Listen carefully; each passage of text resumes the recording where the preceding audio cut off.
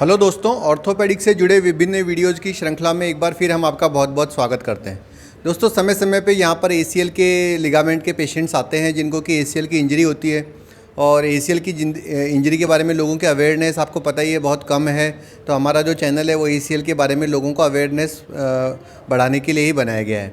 तो इसी श्रृंखला में आज हमारे साथ एक और फाइटर है जिनकी कि एसीएल की रिकन्स्ट्रक्शन सर्जरी यहाँ पर हुई है। तो मैं इनसे पूछना चाहूँगा कि इनको एसीएल की चोट कैसे लग गई थी, कैसे इनको ये पता चला, कैसे इनका ऑपरेशन का एक्सपीरियंस रहा, हमारे संपर्क में ये कैसे आए और अभी आप लोगों को क्या मैसेज देना चाहते हैं। आपका नाम क्या है? मेरा नाम मनीष है और मेरी जो इंजरी हुई थी वो मैं एक्सरसाइज कर रहा था ड्यूरिंग लॉकडाउन। थोड़ा वेट गेन हो गया था तो मैंने सोचा थोड़ा लूज़ करते हैं, तो उस रिगार्डिंग मैंने कुछ एक्सरसाइजेज करना चालू किया। एंड एक दिन एक्सरसाइज करते करते मेरा एंकल, जो फुट का नीचे वाला पोर्शन है, ऊपर वाला पोर्शन है, वो ट्विस्ट हो गया।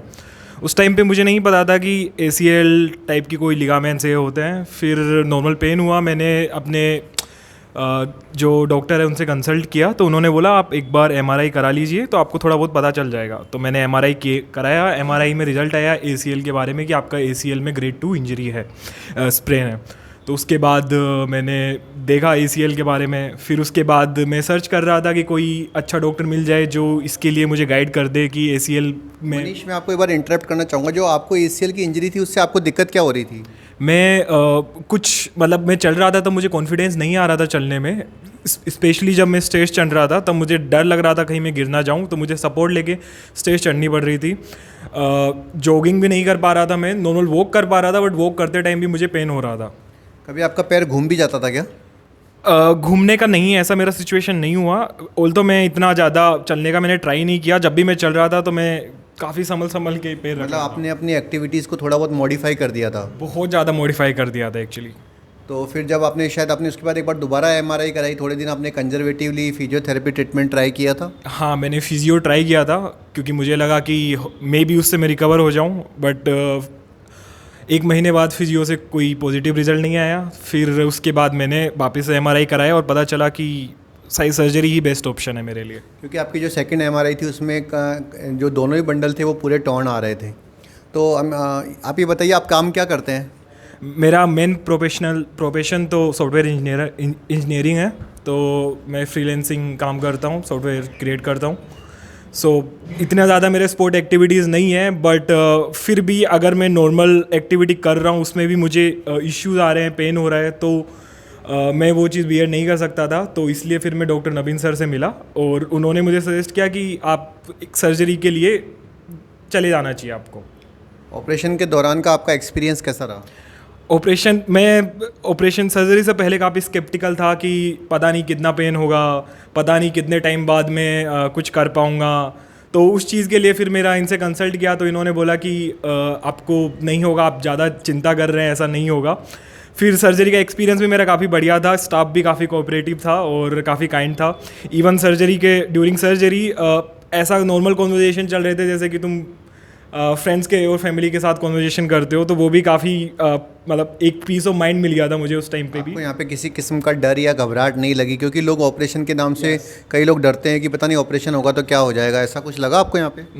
नहीं, बस नाम का ही ऑपरेशन था। जो पूरा एक्सपीरियंस था मेरा और जो वॉक थ्रू था वो एकदम सिंपल था। इवन ड्यूरिंग ऑपरेशन सर ने मुझे स्क्रीन पे भी बता रहे थे कि ये आपके ACL है, ये यहाँ से ये टोन हो गया है। तो एक तरीके से पता चलना कि क्या हो रहा है, कैसा हो रहा है, तो उससे भी एक अलग ही पीस ऑफ माइंड मिलता है। तो ओवरऑल एक्सपीरियंस मेरा काफ़ी बढ़िया था सर्जरी का।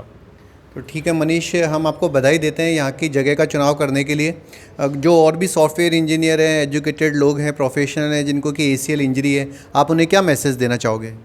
देखो, अगर आपको लगता है कि आपका इंजरी काफ़ी ग्रेड 1 है तो मे बी फर्स्ट आप फिजियो के साथ ट्राई करके देख लो, जो सर ने मुझे भी बोला था।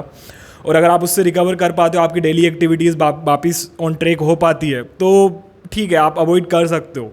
बट अगर आपकी एक्टिविटीज़ ऑन ट्रैक नहीं आ पा रही है, आपको नॉर्मल एक्टिविटीज़ में भी इश्यूज़ आ रहे हैं, तो आई गेस आपको सर्जरी के साथ जाना चाहिए। और डॉक्टर नवीन सर से बढ़िया कंसल्टेंट नहीं मिलेगा इस चीज़ के लिए।